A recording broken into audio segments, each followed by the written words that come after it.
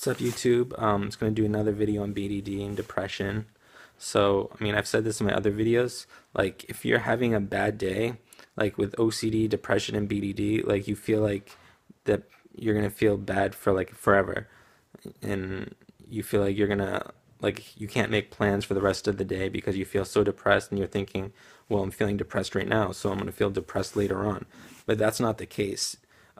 Yeah, you might be feeling depression in the moment, but there's so many things you can do to bring you out of that depression, even though it feels like you can't like do anything, like the depression won't go away.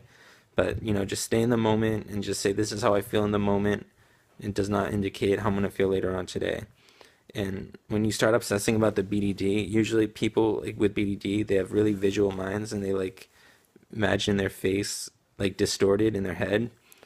Not all people, but some people, like with me at least. So you have to say that's an intrusive thought. Some people will find me attractive, some people won't. Usually I'm just neutral, but no one thinks I'm outrageously ugly. No one thinks like just because you like look at other people, like say you walk through the mall and you have BDD, you might look at everyone's faces and be like, wow, this person's looking at me, or this person's got a nice face, this person doesn't have a nice face. Just because you do that to other people, that really doesn't mean that anyone does it to you. Usually you're just like neutral. So yeah, and don't like value people by like appearance because that's not like how the world works. So if someone looks at you, it doesn't mean that they're looking at you because they think you're extremely attractive or you're extremely unattractive.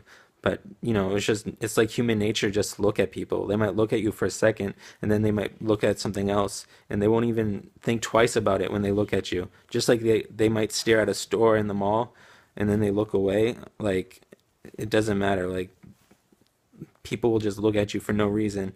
It doesn't mean that like they're you know like they're picking apart your face, like, oh, this person's got weird this.